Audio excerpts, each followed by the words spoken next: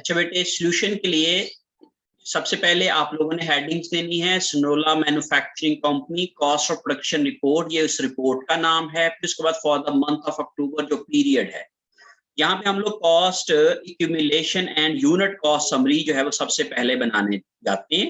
उसमें पहले डिस्क्रिप्शन का कॉलम है, फिर उसके बाद टोटल है, फिर जितने कॉस्ट एलिमेंट हैं आप उतने कॉलम बना लें। जैसे डायरेक्ट मटेरियल है, फिर डायरेक्ट लेबर है, और फिर आखिर में FOH का कॉलम होता है। तो इस तरीके से हम लोगों ने ये तीनों कॉस्ट एलिमेंट बना लिए। सबसे पहले हम लोगों ने लिखना है cost of work in process beginning. Work in process beginning inventory की कॉस्ट, चूंकि हमारे पास इस क्वेश्चन के अंदर बिगिनिंग वर्क इन प्रोसेस की कॉस्ट जो है वो हमें गिवन नहीं है, मीन हमें बिगिनिंग यूनिट्स नहीं दिए गए हैं। हमें अक्टूबर के महीने में जितने हमने यूनिट स्टार्ट किए हैं वो इसी महीने में किए हैं, इसलिए पिछले वाले कोई यूनिट नहीं है। तो इसलिए हम लोग ये वाले सारे कॉलम के ऊपर जो है वो कोई भी फिगर नहीं लिखेंगे। अब जिसमें यह है जी कॉस्ट एडेड दिस मंथ, इस महीने में जो कॉस्ट ऐड हुई है वो डायरेक्ट मटेरियल, डायरेक्ट लेबर और FOH कितने हैं ये मैं लिखने जा रहा हूँ। इस महीने में डायरेक्ट मटेरियल ऐड हुआ है 30,000, फिर 12,000 और फिर 18,000। तो ये वाली मैं फिगर जो है वो अपने यहाँ पे लिख लेता हूँ। यहाँ पे मैं डायरेक्ट मटेरियल है जी 30,000, फिर उसके बाद है जी लेबर है 18,000 और FOH है जी 12,000।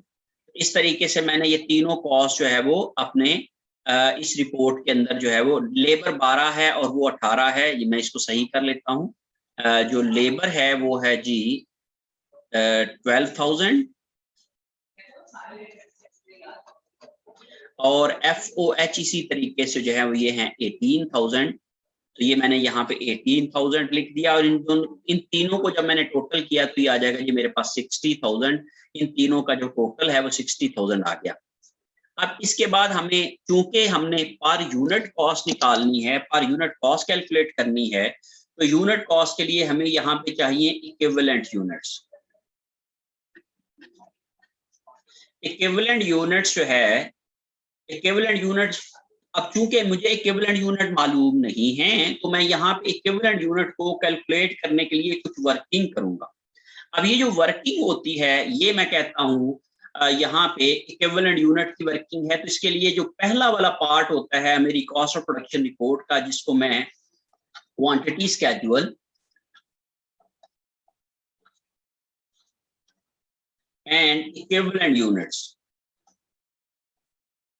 ये वाला मैं पार्ट बना लेता हूं। ये बेसिकली क्या है, वर्किंग है फॉर कैलकुलेटिंग यूनिट कॉस्ट, यहाँ पे जो मैं यूज कर रहा हूं। ओके, अब क्वांटिटी स्केड्यूल में सबसे पहले डिस्क्रिप्शन, और फिर उसके बाद है जी यूनिट्स, और डिस्क्रिप्शन में सबसे पहले है जी बिगिनिंग वर्क इन प्रोसेस,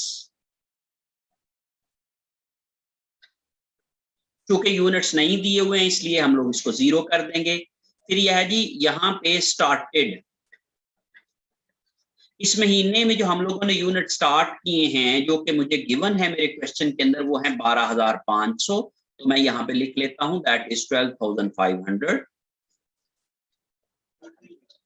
और यही इनके जो है वो टोटल आ जाएंगे।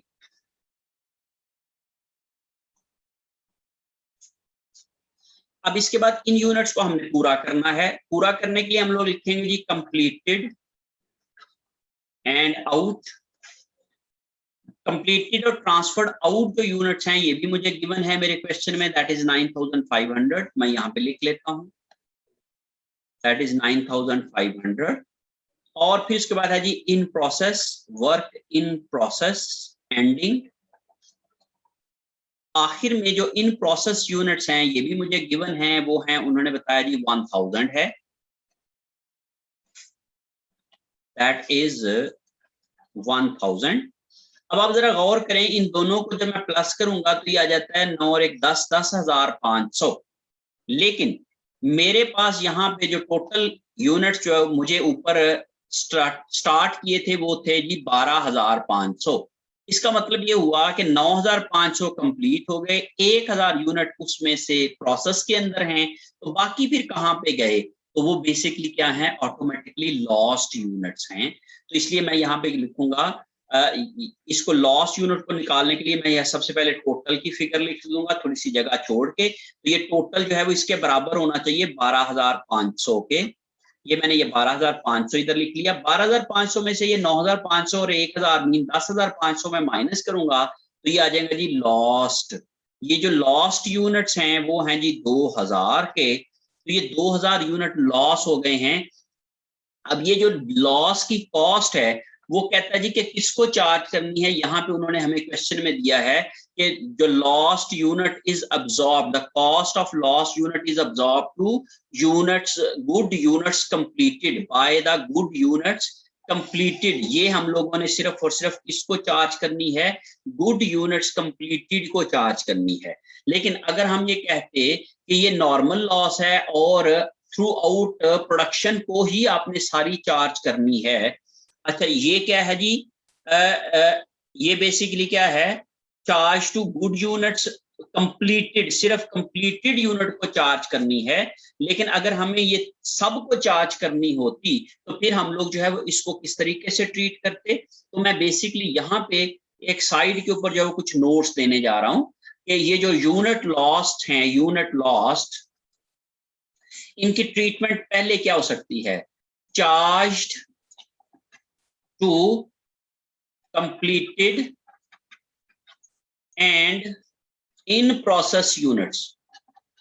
अगर तो ये होता कि charge to completed and in process units mean जो कंप्लीट हो गए हैं उनके ऊपर और जो इन प्रोसेस में एंड में पड़े हुए हैं इन सब पे आपने वो वाला जो लॉस है वो चार्ज करना है। तो क्या ट्रीटमेंट होगी, इसको हम इसी को ही हम कहते हैं जी नॉर्मल लॉस। ये नॉर्मल लॉस कहलाता है। Number 2, charge to good units completed.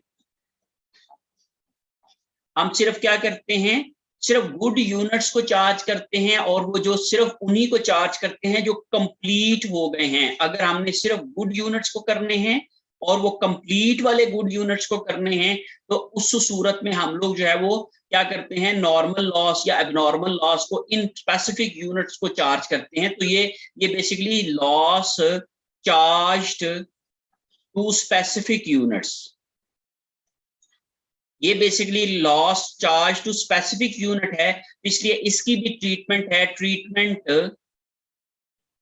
Just like abnormal loss. इसको फिर हम लोग जो है वो एबनॉर्मल लॉस की तरह ट्रीट करते हैं। और नंबर 3 क्या होता है, डू नॉट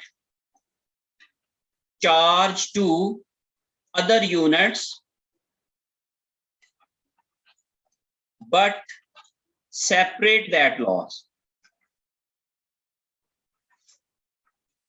उस लॉस को हम लोग जो है वो सेपरेट कर देते हैं, उसको हम लोग किसी भी यूनिट्स के ऊपर जो है वो चार्ज नहीं करते हैं, उसको हम लोग अलहदा से लिख देते हैं। तो ये बेसिकली तीसरा है, इसको भी हम लोग कहते हैं एबनॉर्मल लॉस। इनको भी हम एबनॉर्मल लॉस की तरह से ट्रीट करेंगे। अब चूंकि हमने यहाँ पे गुड यूनिट्स को, सिर्फ गुड यूनिट्स को चार्ज करना है तो इसलिए हम लोग नॉर्मल लॉस और एबनॉर्मल लॉस की ट्रीटमेंट कैसे करेंगे ये मैं आप लोगों को यहाँ पे समझाने की कोशिश करूंगा। और वो सारी की सारी जो है वो इक्विवेलेंट यूनिट कैलकुलेट करते हुए ही आप लोग इन चीजों का ख्याल रखेंगे। अब यहाँ पे इक्विवेलेंट यूनिट्स कैलकुलेट कर लेते हैं। मैंने आपसे कहा था कि इक्विवेलेंट यूनिट आप लोगों ने जितने कॉस्ट एलिमेंट हैं उतने लिख लेने हैं। डायरेक्ट मटेरियल है, डायरेक्ट लेबर है और FOH है। डायरेक्ट मटेरियल, डायरेक्ट लेबर और FOH 3 कॉस्ट एलिमेंट हैं। स्ट्रेट फॉरवर्डली जितने भी आपके कंप्लीटेड यूनिट्स हैं उनको आपने स्ट्रेट फॉरवर्ड हर एक के नीचे उसी तरह से लिख देना है। 9500 जैसे यहाँ पे है, 9500 जैसे यहाँ पे है और 9500 आपने इधर लिखना है। अब दूसरी तरफ पे work in process, ending work in process है, तो इसका मतलब है कि जितना जो यूनिट कंप्लीट हुए हैं उनके साथ साथ ही यूनिट लॉस होते गए थे। इसलिए जो ये वाले इनकम्प्लीट यूनिट हैं ये 50% विद रिस्पेक्ट टू मटेरियल हैं, 50% विद रिस्पेक्ट टू लेबर हैं, 50% ही ये FOH के ऊपर हैं क्योंकि ये हाफ कंप्लीटेड हैं। जब मैंने इनका हाफ लिया तो ये आ जाएगा जी 500 विद रिस्पेक्ट टू मटेरियल है, 500 ही विद रिस्पेक्ट टू लेबर है, और 500 ही विद रिस्पेक्ट टू FOH है। तो मैंने इक्विवेलेंट यूनिट को कैलकुलेट करने की लॉजिक आपको समझाई हुई है कि units multiply by stage of completion आप कर देते। अब आ जाती है जी लॉस्ट यूनिट्स। तो बेटे लॉस्ट यूनिट्स की ट्रीटमेंट होती है जी दो तरह की, एक होती है नॉर्मल की तरह, एक होती है एबनॉर्मल की तरह। अगर आपने लॉस को अलहदा से आइडेंटिफाई नहीं करना है, किसी स्पेसिफिक यूनिट्स को चार्ज नहीं करना है, तो फिर आप सिंपली क्या करते हो, उसको सब के नीचे खाली छोड़ देते हो। आप किसी भी उसके जो है वो लॉस को चार्ज नहीं करते हैं, किसी भी तरीके से आप किसी भी जगह के ऊपर उसको जो है वो शामिल नहीं करते हैं। लेकिन अगर आप ये कहते हो कि ये वाले जो लॉस्ट यूनिट हैं उनको हम लोगों ने स्पेसिफिक यूनिट के ऊपर चार्ज करना है, तो फिर हम लोग जो इक्विवेलेंट यूनिट कैलकुलेट करते हैं, तो फिर हम लोग उनकी जो स्टेज ऑफ कंप्लीशन होती है उसके साथ उसको मल्टीप्लाई करके लिखते हैं कि वो कब लॉस हुए थे। अब हम लोग अपने क्वेश्चन में से ये देख लेते हैं कि ये वाले जो यूनिट्स हैं ये कब किस स्टेज के ऊपर लॉस हुए हैं। ये हमें मालूम पड़ जाएगा हमारी कुछ ना कुछ स्टेटमेंट के से कि ये भाई वो कहाँ पे हमारी जो है वो स्टेटमेंट है। यूजिंग रिकॉर्ड ऑपरेशंस है यहाँ पे, और उन्होंने बता दिया finish transfer to stock room है, लेबर ओवरहेड है। यहाँ पे उन्होंने हमें कुछ भी ये नहीं दिया। Prepare a cost of production summary हमने बनानी है कि किस क्या शो करके कि हमने यूनिट्स जो है वो कंप्लीटेड यूनिट्स को लॉस को चार्ज करना है। तो कंप्लीटेड यूनिट को लॉस को चार्ज करने के लिए मैं 1 मिनट मुझे दीजिएगा प्लीज।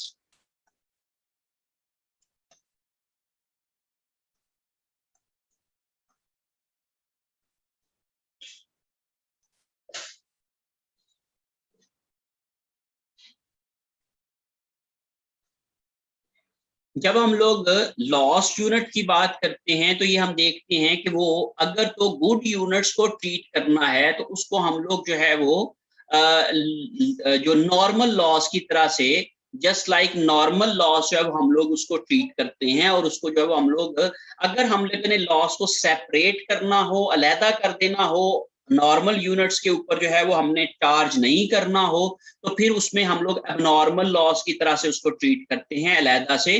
लेकिन जब हम लोगों ने इसको गुड यूनिट्स के ऊपर डिस्ट्रीब्यूट कर देना हो, जो कंप्लीट किए हुए हैं गुड यूनिट्स होते हैं उनके ऊपर अगर हम लोगों ने डिस्ट्रीब्यूट करना हो, तो उसके मुताबिक जो है वो उनको हम लोग फिर उसी तरीके से नॉर्मल लॉस की तरह से ट्रीट करते हैं। लेकिन अगर हम लोगों ने उस लॉस को सेपरेट कर देना हो, मीन अलहदा कर देना हो, तो फिर हम लोग उसको एबनॉर्मल लॉस के तौर पे करते हैं। अब यहाँ पे हम निकल जी 2000 जो यूनिट लॉस हो गए थे, उनका जो लॉस है वो हम लोगों ने अलहदा से सेपरेट नहीं रखना, बल्कि जो गुड यूनिट कंप्लीट किए हैं, जो हमने प्रोडक्शन कंप्लीट की है, उनके ऊपर हम लोगों ने डिस्ट्रीब्यूट कर देना है। जब हम लोग उनके ऊपर डिस्ट्रीब्यूट करने की बात करते हैं तो इट मींस कि हम लोगों ने उनको जो भी यूनिट हमने कंप्लीट किए थे वो वाले भी, और जो हमारे पास इस वक्त प्रोडक्शन में चले आ रहे थे, उन सब के ऊपर जो है वो वाला लॉस प्रोडक्शन को चार्ज हो जाएगा। मीन वो उस महीने की प्रोडक्शन को जो है वो हम लोग चार्ज कर देंगे, उसको हम लोग अलहदा से सेपरेट करके अलहदा से करके नहीं लिखेंगे। इस तरह से जब आपके पास क्वेश्चन के अंदर ट्रीटमेंट आएगी, मीन आपने स्पेसिफिकली किसी स्पेसिफिक यूनिट्स को चार्ज नहीं करना, या फिर किसी जो है वो अलहदा से सेपरेटली उसको रिपोर्ट नहीं करना है, तो उस सूरत में आपके पास जो है ये वाला लॉस नॉर्मल लॉस आएगा। तो हम लोग यहाँ पे इसको नॉर्मल लॉस की तरह से ट्रीटमेंट करेंगे। और नॉर्मल लॉस का ट्रीटमेंट क्या होता है कि हम लोग इसको इक्विवेलेंट यूनिट्स के अंदर बिल्कुल भी किसी भी जगह के ऊपर शामिल नहीं करते हैं। हम ये कहते हैं कि इनके ऊपर कोई भी कॉस्ट हो या इनकी स्टेज ऑफ कंप्लीशन को हम कंसीडर नहीं करते हैं, और हम स्ट्रेट फॉरवर्डली इनको 0-0 कर देते हैं। जिस तरह से हम लोगों ने कंप्लीटेड यूनिट्स को 100% किया था, इसी तरीके से नॉर्मल लॉस जब भी हमारे पास आएगा तो आप याद रखिए कि नॉर्मल लॉस के लिए, या when loss is charge to completed good units या रिमेनिंग गुड यूनिट्स के ऊपर बात आती है, तो फिर हम लोग नॉर्मल लॉस को 0% की स्टेज ऑफ कंप्लीशन के साथ 0% के साथ मल्टीप्लाई करके 0-0 लिख देंगे। इनको हम लोग यहाँ पे कैलकुलेशन में कंसीडर कंसीडर नहीं करेंगे। इस लिहाज से आप लोगों ने भी यहाँ पे क्या करना है, स्ट्रेट फॉरवर्ड याद रख लें कि 2000 को आपने 00 लिख देना, मीन यहाँ पे इक्विवेलेंट यूनिट के अंदर आपने इसको शामिल नहीं करना है। इसको शामिल ना करने की लॉजिक क्या है कि जब हम लोग इनकी कॉस्ट को पर यूनिट डिवाइड करेंगे तो हम ये कहते हैं कि अभी ये पर यूनिट की डिवीजन के लिए जो है वो 9500 और 500 सिर्फ 10,000 यूनिट गिने जाएंगे, लेकिन ये जो 2000 यूनिट्स हैं ये हम इसको कंसीडर नहीं करेंगे। अगर हम लोग टोटल कॉस्ट जो है वो जैसे यहाँ पे है कि हमारे पास जो टोटल कॉस्ट है 30,000 की, इसको हम अब 12,500 के ऊपर डिवाइड नहीं करेंगे पर यूनिट कॉस्ट निकालने के लिए। हम लोग सिर्फ और सिर्फ जो बाकी बच जाने वाले सही यूनिट हैं उनके ऊपर डिवाइड करेंगे। ये बेसिकली होती है नॉर्मल लॉस की लॉजिक। हम नॉर्मल लॉस के अंदर जो है वो सिर्फ और सिर्फ पर यूनिट कॉस्ट के लिए जो जो रिमेनिंग यूनिट्स बच जाते हैं सिर्फ वो लेते हैं, बाकी जो लॉस्ट यूनिट्स होते हैं उनको हम लोग इग्नोर कर देते हैं, उनको हम लोग उन इक्विवेलेंट यूनिट की कैलकुलेशन में शामिल नहीं करते हैं। तो 9500 और 500 ही आ जाएगा, तो ये 10,000 आ जाएगा। इसी तरीके से ये भी 10,000 आ जाएगा और इसी तरीके से ये भी जो है वो 10,000 की फिगर आ जाएगी। अब आप जरा गौर करें कि ये हमने इक्विवेलेंट यूनिट कैलकुलेट करने थे फॉर कैलकुलेटिंग पर यूनिट कॉस्ट। अब मैं यहाँ पे डायरेक्ट मटेरियल के नीचे भी 10,000 यूनिट, यहाँ पे भी 10,000 और यहाँ पे भी मैं 10,000 की फिगर लिख दूंगा और इस लिहाज से मेरे पास जो है वो पर यूनिट कॉस्ट आ जाएगी। पर यूनिट कॉस्ट अब इस सूरत में 30,000 डिवाइडेड बाय 10,000 तो ये आ जाएगा 3.0, 12,000 तकसीम 10,000 ये आ जाएगा जी 1.2 और इसी तरीके से 18,000 को 10,000 पे करूंगा तो 1.8 आ जाएगा और इन तीनों को जब मैं प्लस करूंगा तो ये आ जाएगा जी 6.00 आ जाएगा। इस लिहाज से मेरे पास जो है वो टोटल कॉस्ट आ जाएगी 6। लेकिन अगर मैंने इक्विवेलेंट यूनिट के अंदर बेसिकली जो लास्ट यूनिट थे उनको भी शामिल किया हुआ होता तो फिर यहाँ पे आते 12,000। 30,000 को डिवाइड करता मैं 12,000 तो पर यूनिट कॉस्ट आती मेरी 30,000 डिवाइडेड बाय मैं 12,000 करूंगा तो मेरे पास आएगी 2.5। तो अब आप जरा गौर करें, बेसिकली मैंने क्या किया है, जो लास्ट यूनिट थे उनको मैंने कंप्लीटेड यूनिट की कैलकुलेशन के अंदर शामिल नहीं किया है और इसने ना शामिल करने की वजह से मेरा डिनोमिनेटर जो है वो कम हो गया है। मीन मैं जिसके साथ डिवाइड कर रहा हूं टोटल कॉस्ट को वो 12,000 की बजाय 10,000 हो गया और उसकी वजह से इसके अंदर जो है वो क्या हो गया है 2.5 की बजाय कॉस्ट 3.0 पर यूनिट आ रही है। तो ये जो 3.0.5 कॉस्ट बढ़ने की वजह क्या है कि लॉस्ट यूनिट की जो कॉस्ट है वो हम लोगों ने गुड यूनिट के ऊपर डिस्ट्रीब्यूट कर दी है, गुड यूनिट्स के ऊपर चार्ज कर दी है। तो इस तरीके से आप क्या कर सकते हो, जब आपके पास क्वेश्चन के अंदर ये दिया हुआ हो कि आपने जो loss of sorry cost of lost unit है वो आपने गुड यूनिट्स के ऊपर डिवाइड करनी है, तो फिर इस तरीके से आपके पास ये वाली जो है वो कॉस्ट बनेगी या इस तरीके से आप क्या कर सकते हो उसकी कैलकुलेशन कर सकते हो और इक्विवेलेंट यूनिट की ही बेसिस के ऊपर आपकी पर यूनिट कॉस्ट जो है वो सही या गलत होने की बात होगी। अगर हम इसको 12,000 पे डिवाइड करते तो हमारी कॉस्ट आती 2.5, लेकिन चूंकि हमने इसको 10,000 पे डिवाइड किया है तो इसलिए इसकी कॉस्ट आती है 3.0।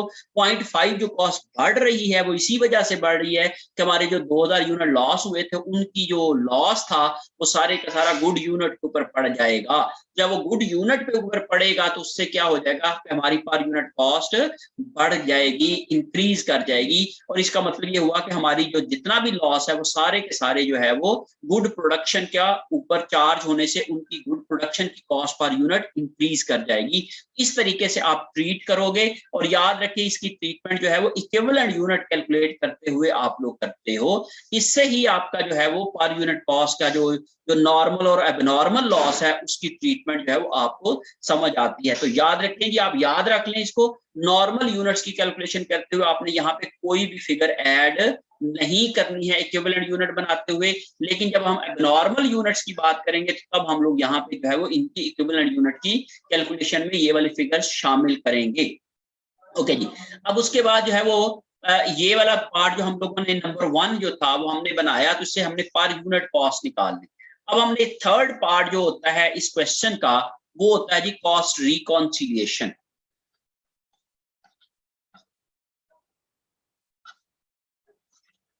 कॉस्ट रिकॉन्सिलिएशन समरी, या फिर हम लोग इसको cost accounted for as follows, उस तरीके से बनाते हैं। कॉस्ट रिकॉन्सिलिएशन के लिए सबसे पहले आप डिस्क्रिप्शन का कॉलम बना लें और यहाँ पे आप टोटल का कॉलम बना लें, टोटल कॉस्ट। इधर भी थोड़ा सा मैं फासले पे लिख लेता हूं।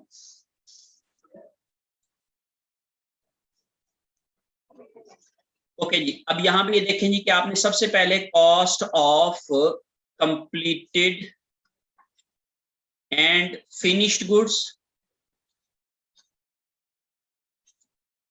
फिनिश गुड्स को कॉस्ट कितनी चार्ज हुई, तो आप जरा अपनी जो इक्विवेलेंट यूनिट की आप लोगों ने रिपोर्ट बनाई थी उसमें आपने फिनिश्ड यूनिट्स लिखे हुए थे 9500, तो अब यही 9500 आप यहाँ पे लिखेंगे और मल्टीप्लाई कर देंगे पर यूनिट कॉस्ट जो आप लोगों ने कैलकुलेट की थी वो थी 9500 के लिहाज से आपने पर यूनिट कॉस्ट जो पहले वाला पार्ट था आपका जिसमें आपने पर यूनिट कॉस्ट कंप्लीटेड गुड्स की ये 6 आपने कैलकुलेट की थी, तो आप लोग यहाँ पे इसको जो है वो इसके जो है वो 9500 मल्टीप्लाई बाय 6.0 करेंगे, तो आप लोग इसकी कैलकुलेशन कर लेंगे जी 9500 मल्टीप्लाई बाय 6.0,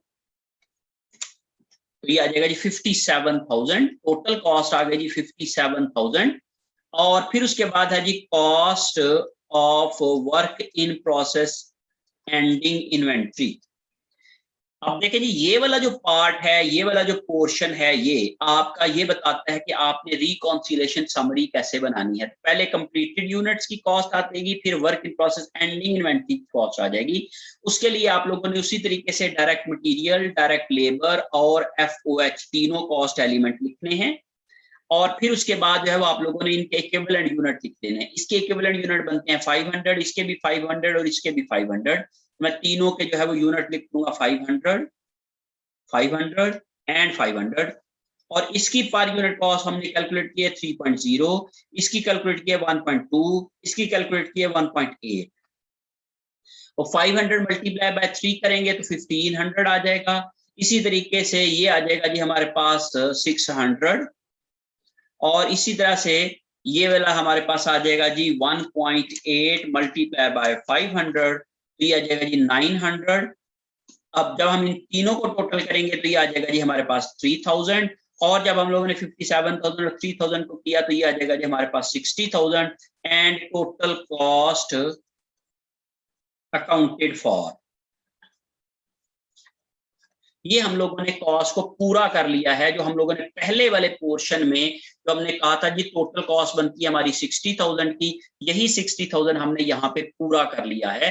तो बेसिकली कॉस्ट जो कॉस्ट ऑफ प्रोडक्शन रिपोर्ट है उसका ये बेसिकली उसका सेकंड पार्ट होता है और ये वाला जो है वो इसका फर्स्ट पार्ट होता है। और ये बेसिकली जो है ये एक वर्किंग होती है जो कि हम लोग पर यूनिट कॉस्ट को कैलकुलेट करने के लिए इक्विवेलेंट यूनिट और क्वांटिटी स्केड्यूल की वर्किंग करते हैं। अब आप गौर करें कि यहाँ पे जो नॉर्मल लॉस था वो हम लोगों ने बिल्कुल भी इग्नोर कर दिया है क्योंकि हमारे इक्विवेलेंट यूनिट 000 आ रहे थे। अगर हम लोग इस रिपोर्ट के अंदर इनके नीचे लिखते भी तो वो 000 होता, इसलिए हम लोगों ने उसके पोर्शन को इग्नोर कर दिया है, उसको हमने यहाँ पे नहीं लिखा है और हमारी कॉस्ट जो है वो ऑटोमेटिकली क्या चली गई है, जो भी हमारा जो लॉस हुआ था वो इनके अंदर शामिल हो गया है। अब आप जरा गौर करें, हमने ये कहा था कि हमारे पास जो यूनिट्स थे वो तो 2000 यूनिट जो हैं वो लॉस हुए हैं और मल्टीप्लाई बाय पर यूनिट 6 उसकी जो है वो कॉस्ट लॉस हो रही है। तो 6 मल्टीप्लाई बाय 2000 जो है वो बराबर होती है जी 12,000। अब ये जो 12,000 की जो कॉस्ट है ये है lost unit cost, lost unit cost. ये जो लॉस यूनिट कॉस्ट है ये जो 12,000 है वो इन दो हिस्सों में क्या चला गया है, गुड प्रोडक्शन के ऊपर चार्ज हो गया है। कुछ हम लोगों ने इनमें डाल दिया है और कुछ हम लोगों ने इनमें डाल दिया है। इसको अलहदा से हम लोगों ने अलहदा से करके लिखने की जो है वो हमने यहाँ पे नहीं लिखा है। तो यही बेसिक फिलॉसफी है कि हम लोगों ने जब नॉर्मल लॉस होता है तो हम लोग उन गुड यूनिट्स के ऊपर जो है वो ऑटोमेटिकली उसको चार्ज कर देता है। ये वाली हमारी जो कॉस्ट ऑफ प्रोडक्शन रिपोर्ट होती है उसको हम लोग अलहदा से लिखने की, हमें अलहदा से करने की जरूरत नहीं पड़ती है। और उसकी ये कैसे हो जाता है, जब हम इक्विवेलेंट यूनिट कैलकुलेट करते हैं तो इक्विवेलेंट यूनिट के अंदर जब हम लॉस यूनिट की ट्रीटमेंट करते हैं तो उससे ऑटोमेटिकली हमारा जो लॉस होता है वो उसके अंदर शामिल हो जाता है। लेकिन अगर हम लोग यहाँ पे इसकी ट्रीटमेंट ना करते तो फिर हमारे पास जो है वो ये यहाँ पे ये देखें, मैं आपको सिर्फ समझाने के लिए बात कर रहा हूँ, ये आप लोगों को सिर्फ एक आइडिया देने के लिए कि अगर मैं इसको अलहदा रख देता, मीन इसको कहता जी कि ये वाले मैंने अलहदा से ही कॉस्ट कैलकुलेट करनी है। चले मैं अगले वाले पार्ट के अंदर इसको एबनॉर्मल लॉस के तौर पे जो है वो इसको ट्रीट करके आपको समझाने की कोशिश करूंगा कि ये किस तरीके से जो हम लोग यहाँ पे इसकी ट्रीटमेंट करेंगे। तो ये बेसिकली क्या थी कि नॉर्मल लॉस जब हमारे पास आता है तो हम लोग कॉस्ट ऑफ प्रोडक्शन रिपोर्ट कैसे बनाते हैं, और उसकी कॉस्ट में जो लॉस्ट यूनिट की कॉस्ट होती है या जो लॉस्ट यूनिट होते हैं वो कैसे ट्रीट करते हैं। तो इस क्वेश्चन से आप लोग जो है वो तमाम सीखे होंगे। जब मैं इसका जो एबनॉर्मल लॉस की तरह से ट्रीटमेंट सिखाऊंगा तो फिर मजीद इसके अंदर जो है वो आपकी क्लैरिटी आ जाएगी। Okay students, now we will do this question by considering or assuming that कि ये जो 2000 यूनिट जो थे हमारे जो लॉस हो रहे थे वो बेसिकली क्या है, नॉर्मल नहीं है बल्कि एबनॉर्मल है। तो एबनॉर्मल लॉस के लिए जो आपके पास इंफॉर्मेशन होनी चाहिए for abnormal loss,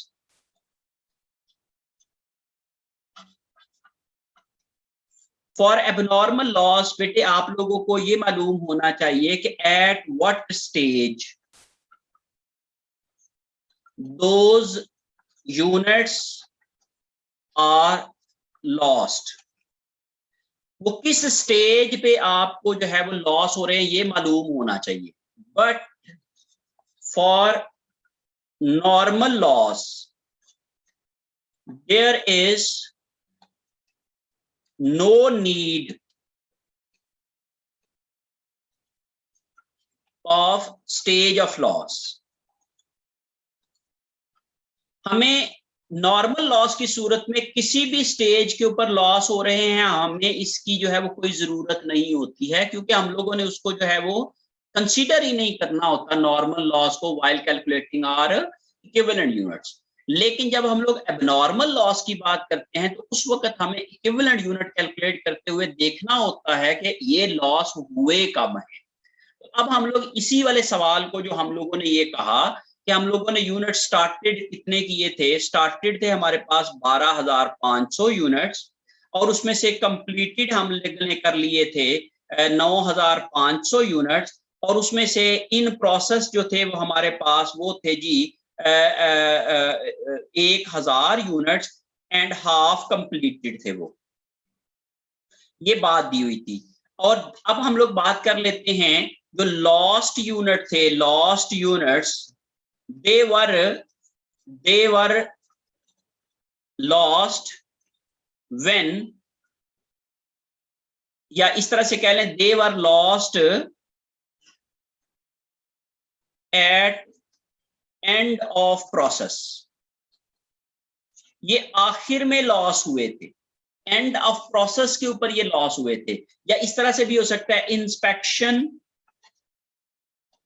is made at end of process। Process के एंड के ऊपर इंस्पेक्शन होती है, और इंस्पेक्शन में ही पता चलता है कि कौन से यूनिट जो है वो डैमेज्ड हैं, अप टू मार्क नहीं हैं, या वो खराब हैं, तो उनको हम अलहदा कर देते हैं। तो इसलिए हम लोग ये भी एक स्टेटमेंट हो सकती है कि inspection is made at this stage of process, उस वक्त जो है वो यूनिट हमारे जो है वो लॉस हो गए। तो इसलिए अगर हम एंड ऑफ द प्रोसेस की बात करते हैं तो हम कैसे ट्रीटमेंट करते हैं, और अगर आप बिगिनिंग ऑफ द प्रोसेस की बात करते हैं तो आप कैसे ट्रीट करते हैं, और अगर आप लोग ड्यूरिंग द प्रोसेस की बात करते हैं तो तब आप कैसे ट्रीट करते हैं। ये बेसिकली उसी तरीके से है जैसे मैंने आप लोगों को मटेरियल्स की इक्विवेलेंट कैलकुलेशंस की इक्विवेलेंट यूनिट्स की कैलकुलेशन समझाई थी कि material is added at the start of the period, material is added at the end of the period, material is added during the period. तो इसी तरीके से हम लोग यहाँ पे भी स्टेज ऑफ कंप्लीशन आइडेंटिफाई करेंगे कि वो यूनिट लॉस कब हुए थे। अब हम यहाँ भी ये सोच रहे हैं कि ये जो लॉस्ट यूनिट थे, जो बाकी बचे थे यूनिट, वो eight the end of the process loss हो रहे हैं। तो जब एंड ऑफ द प्रोसेस की लॉस की बात करते हैं तो उसकी हम ट्रीटमेंट हम कैसे करेंगे, ये हम कैलकुलेट करना सीखते हैं इस क्वेश्चन के अंदर। ये क्वेश्चन की रिक्वायरमेंट नहीं है, ये मैंने खुद से अजम्पशन ली है, मैंने अज्यूम किया है, मैंने इस क्वेश्चन को थोड़ा सा चेंज किया है और उसके मुताबिक मैं इसको करने जा रहा हूँ। ओके, सबसे पहले आप लोगों ने बनाना है बेटे, वर्किंग हम पहले कर लेते हैं। चलें जी, यहाँ पे जो कॉस्ट ऑफ प्रोडक्शन रिपोर्ट के लिए वर्किंग हम यूज करते हैं, जिसको हम कहते हैं जी quantity schedule and equivalent units. Quantity schedule और इक्विवेलेंट यूनिट्स की हम कैलकुलेशन कर लेते हैं जी। डिस्क्रिप्शन यूनिट्स, सबसे पहले जो है वो बिगिनिंग यूनिट्स जो हैं, बिगिनिंग वर्क इन प्रोसेस चूंकि हमें दिए ही नहीं है, गिवन नहीं है, 0 है। फिर है जी स्टार्टेड, हमने कहा जी स्टार्ट ये हुए हैं जी 12,500, टोटल भी हो गए हमारे पास 12,500। ओके, उसके बाद कंप्लीटेड हो गए, हमने कहा जी कंप्लीटेड थे हमारे पास 9,500 और इन प्रोसेस थे एंड के ऊपर वो थे 1,000 और ये हाफ कंप्लीटेड हैं। उसके बाद तीसरा जी लॉस्ट, इसमें से हमें लॉस्ट, अब चूंकि हमें फिगर दी हुई नहीं है तो हम मालूम कर सकते हैं टोटल इसका बराबर होना चाहिए इसके, दैट इज 12,500 के, और उसमें से जब मैं इनको माइनस करूंगा तो ये मेरे पास इधर रिजल्ट आ जाएगा 2,000 का। ये बेसिकली क्या है, लॉस्ट हैं, और ये लॉस हुए हैं एट द एंड एबनॉर्मल। ये एबनॉर्मल लॉस है। और एबनॉर्मल लॉस क्या होता है जी, एबनॉर्मल जो लॉस्ट यूनिट्स होते हैं, their cost is not charged to remaining good units, but it is separated and reported separately। इसको हम लोग सेपरेट कर लेते हैं और उसकी रिपोर्ट भी सेपरेटली करते हैं। ये हम लोगों ने क्या कर लिया, ये तो यूनिट्स की कैलकुलेशन कर ली। अब हम कर लेते हैं equivalent units.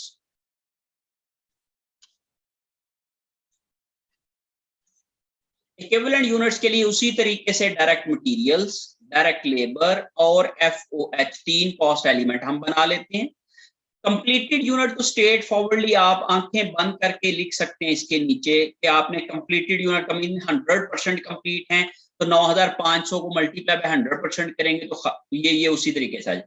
In process unit अब हाफ कंप्लीटेड हैं, तो डायरेक्ट मटेरियल के लिहाज से भी हाफ हैं, डायरेक्ट लेबर के लिहाज से भी हाफ हैं और FOH के भी लिहाज से हाफ हैं। तो मैं ये कहता हूँ कि 1000 का जब मैंने मल्टीप्लाई बाय 1/2 किया तो ये आ जाएगा जी मेरे पास 500। ओके, अब लॉस्ट यूनिट जो है वो ये क्या कह रहे हैं, एंड ऑफ द प्रोसेस है। एंड ऑफ द प्रोसेस का मतलब क्या होता है कि ये हर एक कॉस्ट एलिमेंट कंज्यूम करके लॉस हुए हैं। तो जब हम हर एक यूनिट जो है इन्होंने कंज्यूम कर लिया है तो मीन ये 100% कंप्लीट थे जब ये लॉस हुए थे, तो इसलिए हम लोग इसको 100% के साथ मल्टीप्लाई करके लिखेंगे, तो ये 2000 मल्टीप्लाई बाय 100%, तो यहाँ पे 2000 आ जाएगा। इसी तरीके से ये अगर मैं ये कहता कि ये मटेरियल इसके ऊपर स्टार्ट पे लगा हुआ है तो मीन 100% मटेरियल होगा, तो 100% में मल्टीप्लाई करेंगे। और मैं कहता हूँ ये जब ये इंस्पेक्शन जो हुई थी वो हुई थी 70% के ऊपर, तो मीन इसके ऊपर 70% लेबर लग गई थी, FOH भी 70% लग गए थे, तो हम लोग फिर इसका 70% लेंगे। इस सिनेरियो में उसको हमें चूंकि हमने अज्यूम ये किया है कि ये एंड ऑफ द प्रोसेस के ऊपर जो है वो जो जाया हो रहे हैं, लॉस हो रहे हैं, तो हम लोग फिर इनका 100% लेंगे, तो ये भी हमारे पास 2000 आ जाएगा और ये भी हमारे पास जो है वो 2000 आ जाएगा। तो इस लिहाज से मैंने जब इसको डिवाइड किया, इन तीनों को टोटल किया, तो ये आ जाएगा मेरे पास 12,000। इसी लिहाज से ये भी मैंने कर दिया जी 12,000 और इसी लिहाज से ये भी मेरे पास आ गया जी 12,000।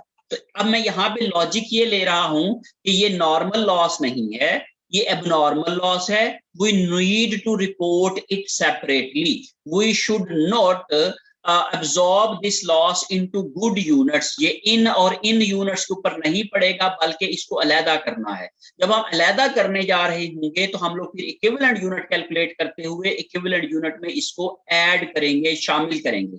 लेकिन जब ये नॉर्मल लॉस होगा तो फिर हम लोग इसको इक्विवेलेंट यूनिट के अंदर शामिल नहीं करेंगे। ये बात आपने नोट कर लेनी है, याद रख लेनी है, ये आप लोग लिख लें अपने पास कि भाई जब आपने इक्विवेलेंट यूनिट कैलकुलेट करने हैं और वो नॉर्मल लॉस होगा तो फिर आपने किसी भी कॉस्ट एलिमेंट के अंदर उन नॉर्मल लॉस यूनिट को शामिल नहीं करना है। लेकिन जब आपका एबनॉर्मल लॉस होगा और वो स्टार्ट पे होगा तो कुछ भी नहीं शामिल करना है क्योंकि कोई भी एलिमेंट उसके ऊपर नहीं लगा है। अगर दरमियान में होगा तो जितने परसेंट उसके ऊपर कॉस्ट लगी है वो आप परसेंटेज के साथ मल्टीप्लाई करके लिखेंगे। लेकिन अगर आपका एंड के ऊपर लगा है तो चूंकि 100% काम उन पे कंप्लीट हो गया था तब वो यूनिट लॉस हुए थे, तो इसलिए आप लोग 100% के साथ मल्टीप्लाई करके लिखेंगे। तो यहाँ पे हमने अज्यूम किया है कि वो एट द एंड लॉस हो रहे हैं, इसलिए हम लोगों ने 100% ऑफ 2000 जो है वो कैलकुलेट करके इसको यहाँ पे लिखा है। तो अब हमारे पास इक्विवेलेंट यूनिट आते हैं 12,000, 12,000 और 12,000 के साथ। अब हम लोग इसका सेकंड पार्ट बना लेते हैं, cost accumulation and unit cost summary. Okay जी, cost accumulation and unit cost summary के लिए उसी तरीके से पहले डिस्क्रिप्शन का कॉलम बना लें, फिर उसके बाद टोटल का कॉलम बनाएंगे, फिर डायरेक्ट मटेरियल्स, डायरेक्ट लेबर और FOH।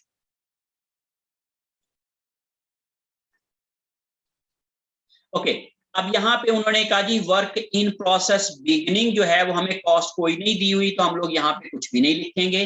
फिर उसके बाद है जी added this period, added this month, इस महीने में ऐड हुई है 30,000 का मटेरियल ऐड हुआ है, 12,000 की इसके ऊपर लेबर ऐड हुई है, 18,000 के इसके ऊपर FOH ऐड हुए हैं, तो टोटल जो है ये 60,000 बन रहा है। तो ये हम लोगों ने उसी तरीके से जैसे हमने पहले किया था वैसे ही कर लिया।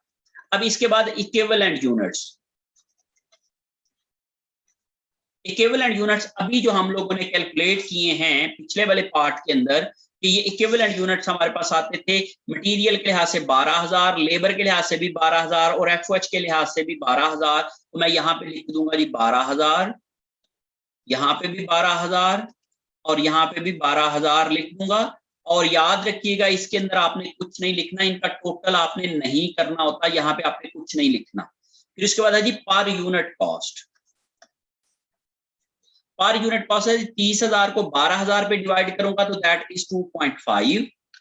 फिर उसके बाद है जी 12,000 को 12,000 पे डिवाइड करूंगा तो ये 1.0, 18,000 को 12,000 पे डिवाइड करूंगा तो ये 1.5 आ जाएगा, और जब मैं इन सब को टोटल करूंगा तो ये आ जाएगा जी मेरे पास 5.0।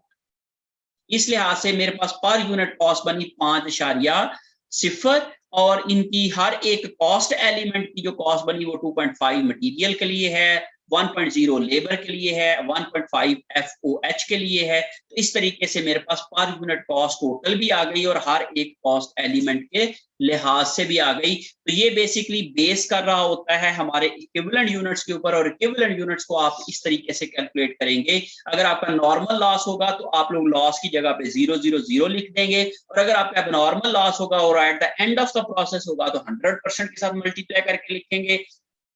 अगर एट द बिगिनिंग होगा तो 0% के साथ मल्टीप्लाई करके लिखेंगे, और अगर आपका दरमियान में होगा 50% के ऊपर तो 50% मल्टीप्लाई करके लिखेंगे, 70% के ऊपर होगा तो 70% मल्टीप्लाई करके लिखेंगे, अगर आपका 25% के ऊपर होगा तो 25% मल्टीप्लाई करके लिखेंगे। तो ये डिपेंड करता है कि आपके क्वेश्चन के अंदर क्या इंफॉर्मेशन दी गई है और उसके मुताबिक आप इसका जो है वो सोल्यूशन करेंगे। ओके, अब हम लोग इसके बाद आखिरी तीसरा वाला पार्ट बनाते हैं अपनी कॉस्ट ऑफ प्रोडक्शन रिपोर्ट का, जिसको हम लोग कॉस्ट रिकॉन्सिलिएशन कहते हैं। कॉस्ट रिकॉन्सिलिएशन समरी या कॉस्ट रिकॉन्सिलिएशन जो है, या इस तरह से कहें कॉस्ट अकाउंटेड फॉर कैसे करेंगे। सबसे पहले हम लोगों ने लिखना है डिस्क्रिप्शन, फिर उसके बाद है जी हम लोग यहाँ पे टोटल लिख लेंगे। अब देखें जी, जो आपने यहाँ पे इक्विवेलेंट यूनिट बनाए थे, बिल्कुल यही वाले हेड्स यूज करेंगे आप यहाँ पे भी। और चूंकि हमारे पास हर एक के इक्विवेलेंट यूनिट आ रहे हैं, तो हम लोग यहाँ पे भी हर एक का इसी तरीके से लिख देंगे। ओके जी, अब जरा गौर करें बेटे, यहाँ पे हम लोगों ने कॉस्ट ऑफ कंप्लीटेड यूनिट्स, वो है जी हमारे पास 9500 कंप्लीटेड यूनिट्स है, मल्टीप्लाई बाय 5.0 कर देंगे, तो 9500 मल्टीप्लाई बाय 5.0, तो ये आ जाएगा हमारे पास 47,500 की फिगर आ गई ये। फिर उसके बाद है जी cost of work in process ending. Ending work in process है जी डायरेक्ट मटेरियल्स, डायरेक्ट लेबर और FOH, ये तीनों आप लिखेंगे। अब ये देखें जी, आपके पास जो है वो तीनों कॉस्ट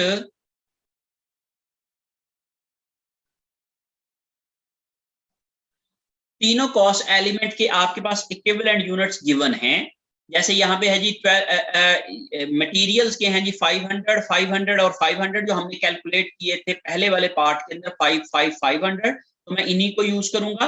दैट इज 500, 500 और 500 मल्टीप्लाई बाय, इसका आएगा जी 2.5, इसका आ जाएगा जी 1.0, इसका आ जाएगा जी 1.5।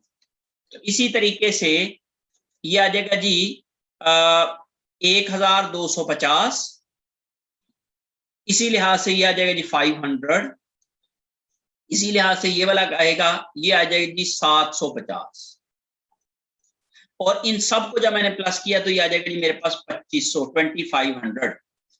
फिर उसके बाद है जी तीसरा जो है हमारे पास, वो है जी कॉस्ट ऑफ यूनिट्स लॉस्ट। जो यूनिट लॉस हुए थे उनकी भी कॉस्ट कितनी थी, अब वो भी आपने बेसिकली इसी तरीके से एंडिंग वर्क इन प्रोसेस की तरह से ही करना है।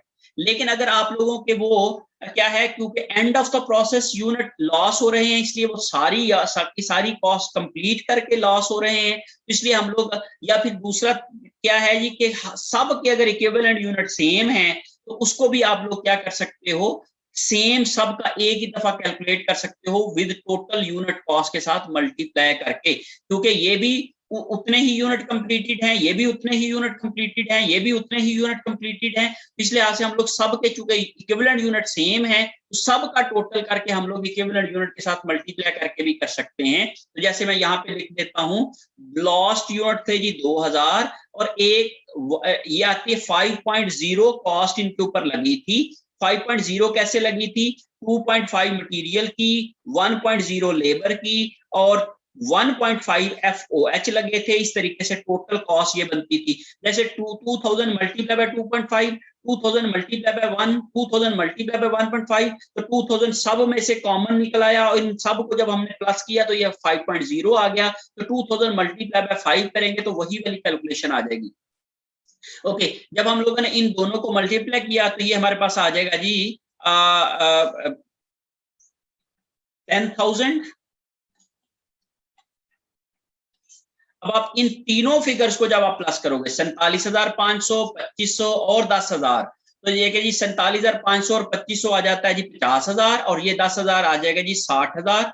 तो टोटल कॉस्ट वही 60,000 ही रही जो हम लोगों ने यहाँ पे भी कैलकुलेट की हुई है। लेकिन यहाँ पे बेसिकली क्या हुआ है कि ये जो 10,000 का लॉस था, ये हम लोगों ने पहले पिछले वाले सवाल के अंदर जब हम लोगों ने पहले किया था तो उसमें हम लोगों ने ये 10,000 का लॉस जो है वो इसमें और इसमें डिवाइड कर दिया था। देखें यहाँ पे 3,000 आ रहा है, जो कि यहाँ पे 2500 यहाँ पे हो रहा है, वहां पे 47,500 आ रहा है, लेकिन वहां पे जो है वो 57,000 आ रहा है। तो ऑटोमेटिकली वो वाला लॉस इधर एडजस्ट हो गया था और इसकी वजह से इनकी कॉस्ट ज्यादा हो गई थी। लेकिन यहाँ पे हम लोगों ने क्या किया है कि कॉस्ट को उसके अंदर मर्ज नहीं किया, बल्कि इसको सेपरेट कर दिया है, अलहदा कर दिया है। और जब एबनॉर्मल लॉस होता है तो उसकी ट्रीटमेंट यही होती है कि हम लोग उसको नॉर्मल यूनिट्स के अंदर शामिल नहीं करते हैं, बल्कि उसको अलहदा कर देते हैं और इसको अलहदा से रिपोर्ट करते हैं और अलहदा से ही इसकी कैलकुलेशन करते हैं। इस तरीके से से हम लोगों ने इसकी कॉस्ट को अलहदा शो कर दिया है, जो कि 10,000 आती है, और टोटल कॉस्ट हमारी उसी तरीके से 60,000 आती है। होप्स हो कि आप लोग जब इन दोनों ट्रीटमेंट्स को, जो नॉर्मल लॉस की और एबनॉर्मल लॉस की ट्रीटमेंट्स हैं, उनको समझ गए होंगे, और उनको जो है वो अब आप प्रैक्टिस करेंगे तो उनको मजीद इसके अंदर जो है वो क्लैरिटी आ सकती है। ओके जी, now let's change the basic data of the question, और हम थोड़ी सी असम्पशन अपनी को चेंज कर लेते हैं इसी सवाल के हवाले से।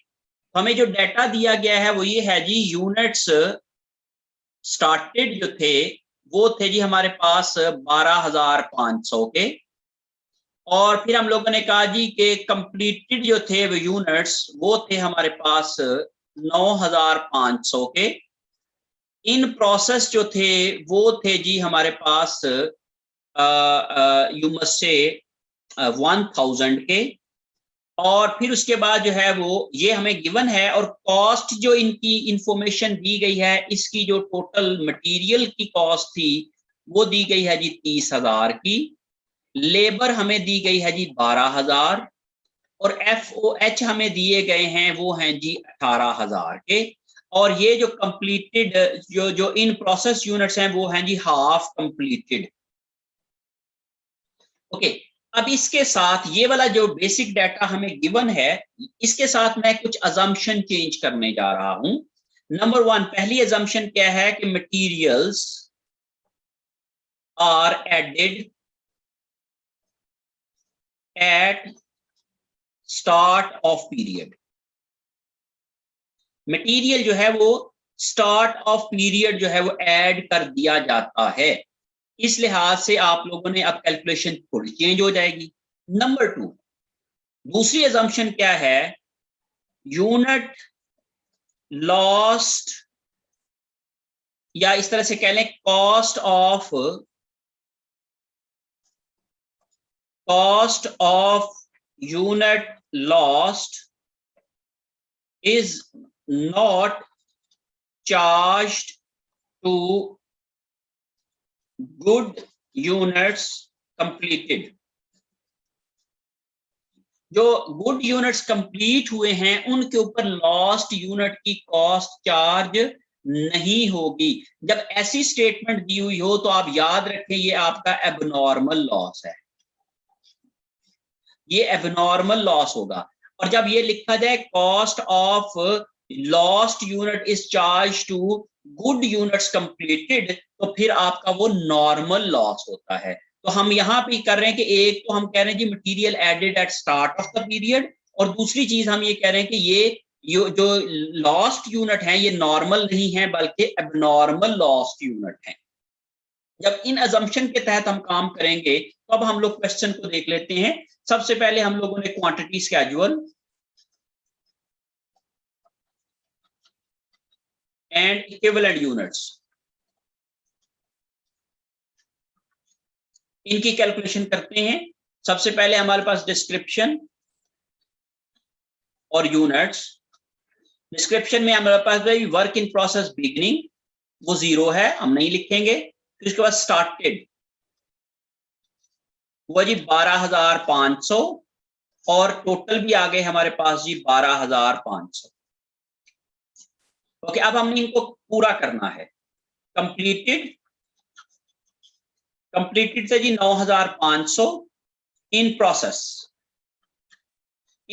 है जी 1,000, और है जी बाकी क्या आ जाते हैं जी टोटल है हमारे पास। चूंकि लॉस्ट हमें दिए नहीं है तो हम लोग क्या लिखेंगे यहाँ पे 12,500, और इसमें से ये माइनस करेंगे तो लॉस्ट आ जाएंगे। वो हमने कहा जी ये 2,000 यूनिट्स हैं, और चूंकि हमें जो स्टेटमेंट दी गई है उसके अंदर हमने कहा कि ये एबनॉर्मल है, ये एबनॉर्मल लॉस है। ओके, अब हम लोग इनके इक्विवेलेंट यूनिट्स कैलकुलेट कर लेते हैं। इक्विवेलेंट यूनिट्स के लिए हमने सबसे पहले डायरेक्ट मटेरियल्स, डायरेक्ट लेबर और FOH देना है।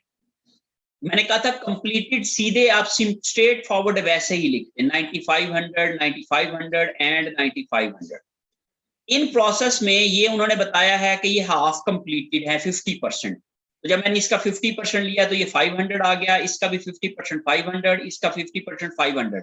लेकिन यहाँ पे एक गड़बड़ ये है कि 50% कंप्लीट है विद रिस्पेक्ट टू लेबर और FOH के, लेकिन मटेरियल्स के लिए उन्होंने एक और स्टेटमेंट, हमने अजम्पशन जो ली है वो ये है कि material is added at start of the period.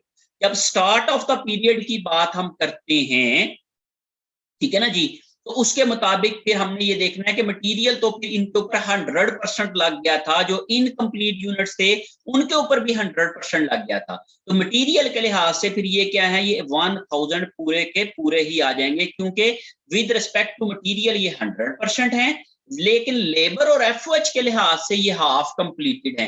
ये हाफ कंप्लीटेड बेसिकली लेबर और FOH के लिए दी गई है, लेकिन मटेरियल के हवाले से हमें स्टेटमेंट ये दी गई है, इसको देख के हम मटेरियल की परसेंटेज निकालेंगे। तो इसका मतलब क्या है कि जो इन प्रोसेस यूनिट्स है वो 100% मटेरियल लग चुका हुआ है, मीन 100% कंप्लीट है with respect to materials.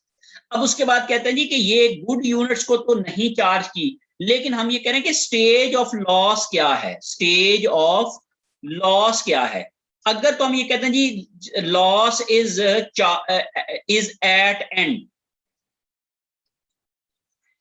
The end of the process है अगर लॉस, तो इसका मतलब है कि डायरेक्ट लेबर और FOH जो है वो क्या है, इनके ऊपर 100% लग गए थे, और डायरेक्ट मटेरियल जो है वो तो चूंकि स्टार्ट पे ऐड हो जाता है, तो इसलिए या ये जब मर्जी लॉस हो जाए वो भी इनके ऊपर 100% लग चुका होगा। तो इसलिए हवाले से अगर हम लॉस्ट यूनिट की बात करते हैं तो वो हम लोग कैसे कैलकुलेट करेंगे, ये भी मैं आपको समझाता हूँ अभी। तो अभी हमने ये कहा कि इन प्रोसेस यूनिट्स क्या हैं, मटेरियल चूंकि शुरू में ऐड हो जाता है इसलिए विद रिस्पेक्ट टू मटेरियल ये 100% है, लेकिन लेबर और FOH के लिहाज से ये 50% है।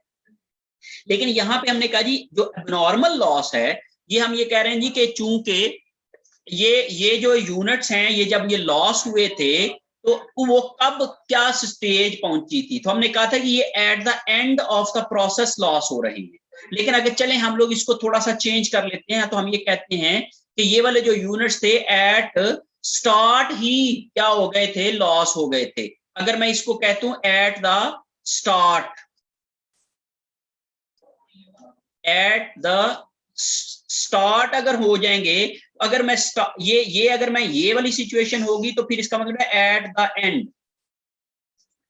और अगर मैं एट द स्टार्ट की बात करता हूं तो इसका मतलब ये हुआ कि चूंकि मटेरियल तो शुरू में ही लग जाना है, तो मटेरियल्स क्या होगा 100%, चाहे वो यूनिट बने हैं या नहीं बने हैं, लॉस हो गए हैं, उनके ऊपर मटेरियल लग चुका हुआ था। थोड़ा सा लॉजिकली सोचना है आपने। और अब बात आती है जी लेबर और FOH की, तो डायरेक्ट लेबर और FOH जो हैं ये इनके ऊपर चूंकि ये स्टार्ट पे ही हो गए थे तो इसलिए ये 0% लगा होगा, मीन इनके ऊपर ये वाली दोनों कॉस्ट अभी नहीं लगी थी जब भी ये वाले यूनिट जो है वो लॉस हो गए थे। मीन जब भी हम लोगों ने मटेरियल ऐड किया तो कुछ मटेरियल जो है वो लॉस हो गया, वो हम लोग कहते हैं जी कि वो लॉस्ट यूनिट में चले जाएंगे। तो हम चूंकि मटेरियल स्टार्ट पे ही ऐड कर रहे हैं तो मटेरियल तो हर यूनिट जो है वो मटेरियल के लिहाज से 100% होगा, चाहे वो कंप्लीटेड है, चाहे वो इन प्रोसेस है, चाहे वो लॉस है। जो भी यूनिट हमने पुट इन द प्रोसेस किया वो सारे का सारा मटेरियल उसके ऊपर लग चुका हुआ था। इस लिहाज से हमने कहा कि अगर हम लॉस्ट यूनिट की ट्रीटमेंट करते हैं अपनी अजम्पशन के मुताबिक, अगर मैं ये स्टार्ट की बात करता हूं, स्टार्ट के लिहाज से मैं अगर कैलकुलेशंस करता हूं तो मैं कहता हूं eight the start, if at start is lost, start पे अगर लॉस हो जाते हैं तो फिर मटेरियल चूंकि इसके ऊपर 100% लग गया था तो इसलिए इसको हम लिखेंगे 2000, और लेबर और FOH के लिहाज से ये 0 आ जाएंगे, क्योंकि मटेरियल स्टार्ट पे ऐड हो रहा था। दो बातें हो रही हैं, एक तो ये मटेरियल के हवाले से अलहदा से स्टेटमेंट है, और दूसरा जो इन प्रोसेस है और उसके बाद जो लॉस्ट यूनिट है उनकी अलहदा से स्टेटमेंट है। तो इन दोनों को कंसीडर करके हम लोगों ने ये वाला काम जो है वो लिखना होता है। तो अगर मैं eight the start of the process की बात करता हूं तो मैं ये कहूंगा कि मटेरियल के लिहाज से तो 100% है, लेकिन लेबर और FOH के लिहाज से ये 0% कंप्लीट हुए थे जब ये यूनिट लॉस हुए थे, इसलिए मैंने इसको 0 लिख दिया है। और अगर मैं ये नॉर्मल लॉस होता तो सारी जगहों पे 0 लिखता, याद रखिए नॉर्मल लॉस की सूरत में आपको कोई स्टेज ऑफ कंप्लीशन कोई कुछ भी करने की जरूरत नहीं है, सिंपली आपने 000 लिख देना है। लेकिन अगर आप लोग नॉर्मल लॉस की बात कर रहे हैं तो फिर आपको स्टेज ऑफ कंप्लीशन देखनी है, देखना है कि ये लॉस कब हुए थे, शुरू में हुए थे, दरमियान में हुए थे या एंड पे हुए थे। ओके, इस लिहाज से अगर मैं देखूं तो ये बन जाता जी 12,500, फिर इसी लिहाज से ये देखूं तो ये बन जाता जी 10,000 और ये भी बन जाता जी 10,000। अब ये मेरे पास जो है वो इक्विवेलेंट यूनिट्स आ गए हैं। अब मैं अगले वाला पार्ट कर लेता हूं, जो है वो जी cost accumulation and unit cost summary. Okay जी, इसमें सबसे पहले हम लोगों ने डिस्क्रिप्शन का कॉलम बना लें, फिर टोटल का कॉलम बना लें, फिर उसके बाद है जी डायरेक्ट मटेरियल्स, डायरेक्ट लेबर और FOH, तीन कॉस्ट एलिमेंट है, तीनों कॉलम बना लिए। सबसे पहले हम लोगों ने लिखना है work in process beginning, inventory cost वो 0 है, वो हमें गिवन ही नहीं है, चूंकि बिगिनिंग इन्वेंट्री है ही नहीं तो कॉस्ट भी नहीं होगी। उसके बाद आ जाती है बात दूसरा जी कॉस्ट एडेड दिस मंथ,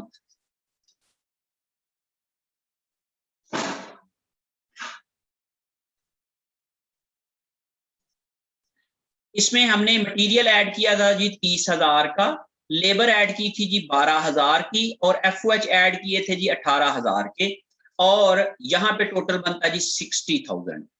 अब इसके बाद आप लोगों ने क्या करना है, इनके नीचे इक्विवेलेंट यूनिट्स, क्योंकि हम लोगों ने टोटल कॉस्ट को इसके इक्विवेलेंट यूनिट्स के साथ डिवाइड करना है तो पर यूनिट कॉस्ट निकलेगी।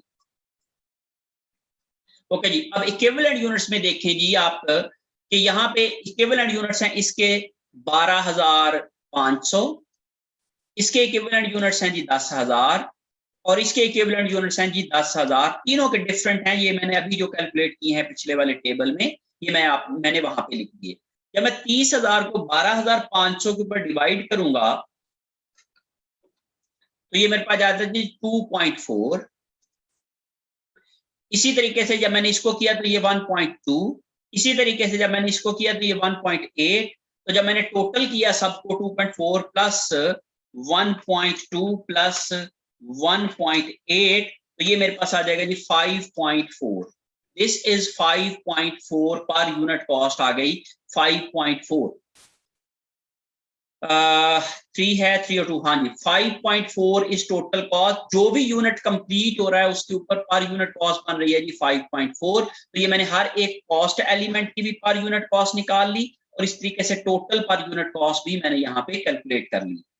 अब उसके बाद मैं तीसरा वाला जो सेगमेंट है उसको, जिसको कॉस्ट रिकॉन्सिलिएशन, इसकी मैं कैलकुलेशन करता हूं। कॉस्ट रिकॉन्सिलिएशन में सबसे पहले मैंने कॉस्ट ऑफ कंप्लीटेड यूनिट्स,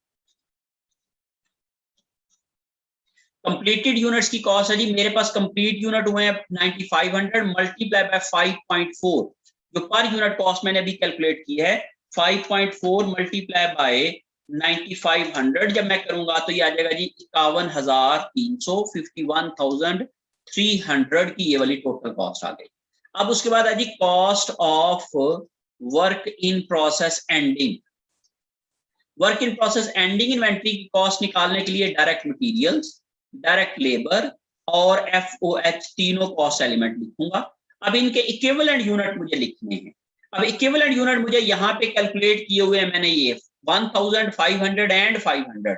अब ये देखें जी ये वाले आ जाएंगे जी, इक्विवेलेंट यूनिट हैं जी 1,000 मल्टीप्लाई बाय पर यूनिट कॉस्ट 500 मल्टीप्लाई बाय पर यूनिट कॉस्ट, ये भी 500 मल्टीप्लाई बाय पर यूनिट कॉस्ट, जो मैंने अभी पर यूनिट कॉस्ट निकाली 2.4, 1.2, 1.8, तो ये आ जाएगी जी 2.4, 1.2, 1.8। तो 1,000 को जब मैंने मल्टीप्लाई किया तो ये 2,400 आ गया। 500 को जब मैंने मल्टीप्लाई किया इसके साथ तो ये आ जाएगा जी 1.2 मल्टीप्लाई बाय 500, ये आ जाएगा जी 600। और जब मैंने 1.8 को मल्टीप्लाई किया 500 के साथ तो ये आ जाएगा जी 900। तो जब इन तीनों को प्लस किया मैंने तो ये आ जाएगा जी 2,900 की कॉस्ट ये आ गई। अब इसके बाद जरा गौर से देखें कि यहाँ पे ये चूंकि एबनॉर्मल लॉस है तो इसलिए मैं यहाँ पे इसको अलहदा से करके रिपोर्ट करूंगा, अलहदा से लिखूंगा।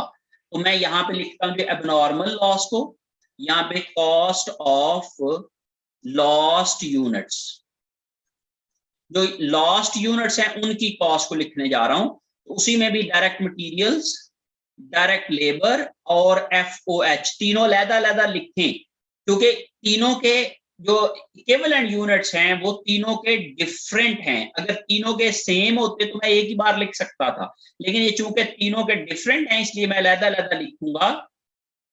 मटेरियल जी 2000 यूनिट का मटेरियल लगा हुआ था और इसके ऊपर पर यूनिट मटेरियल कॉस्ट थी 2.4, जीरो मटेरियल, जीरो लेबर लगी हुई थी, जीरो ही FOH लगे हुए थे, इसलिए ये दोनों जीरो हैं।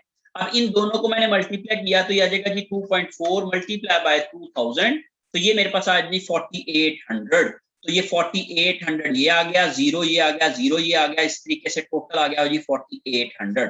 अब मैंने इन तीनों को प्लस किया तो मेरे पास जो है वो फिगर क्या बनेगी, 4800 प्लस किया जी 2900 प्लस किया मैंने इसको 51,300, तो ये मेरे पास जो है वो 4800 प्लस कर लिया जी 2900 प्लस कर लिया 51,300, तो ये आ जाएगा जी 59,000। कहाँ गड़बड़ की है हमने?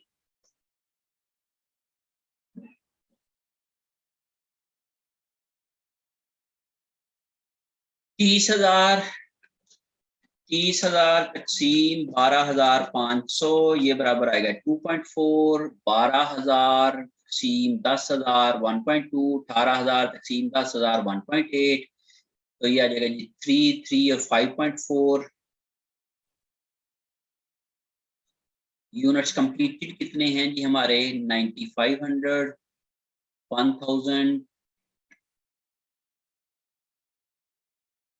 9 2 11 12 12 500। ओके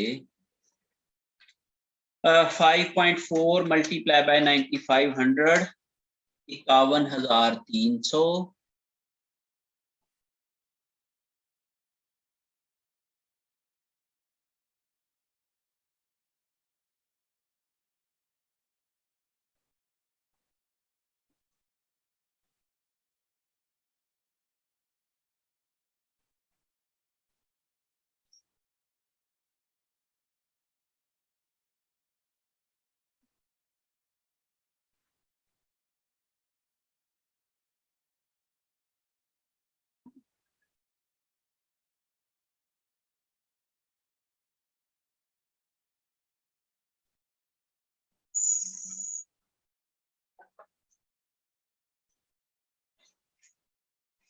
अच्छा सॉरी, ये देखिए जी यहाँ पे हम लोगों ने इन तीनों को ऐड करना था तो ये गलत ऐड किया है बेटे, इसको सही करना पड़ेगा। मैं भी कहूँ कहाँ चला गया, 1000 का फर्क क्यों आ रहा है? ये 3900 बनता है, 2400 जमा 600 3000, 3900 3900 बन गया।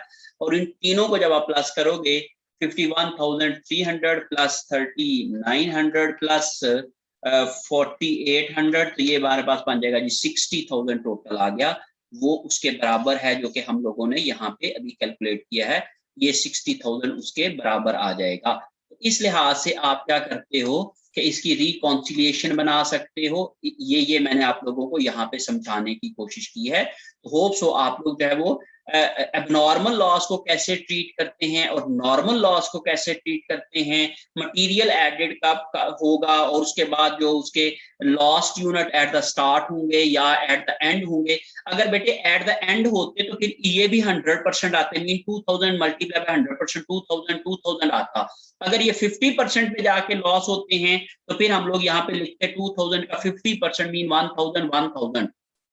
अगर ये 80% पे जाके लॉस होते हैं तो हम 2000 का 80% लेते 1600 और 1600। तो ये बेसिकली क्या है, एबनॉर्मल लॉस की सूरत में आप लोग क्या करते हो, स्टेज ऑफ कंप्लीशन के साथ स्टेज ऑफ लॉस के साथ मल्टीप्लाई करके लिखते हो। लेकिन जब नॉर्मल लॉस होता है तो फिर आप लोग बिल्कुल सब जगहों के ऊपर 0 0 0 कर देते हो। इसका मतलब ये होता है कि हमने लॉस को सेपरेट नहीं करना, बल्कि जो गुड यूनिट्स होते हैं उसके ऊपर डिस्ट्रीब्यूट कर देना है, उनको एलोकेट कर देना है, उन पे एब्जॉर्ब कर देना है। और इस जब एबनॉर्मल लॉस होता है तो उसको हम लोगों ने सेपरेट अलहदा से लिखना होता है, अलहदा से उसको रिपोर्ट करना होता है, और इस तरीके से अलहदा से उसकी कैलकुलेशन हमें करना होती है। होप सो आप लोग इन चीजों को समझ गए होंगे।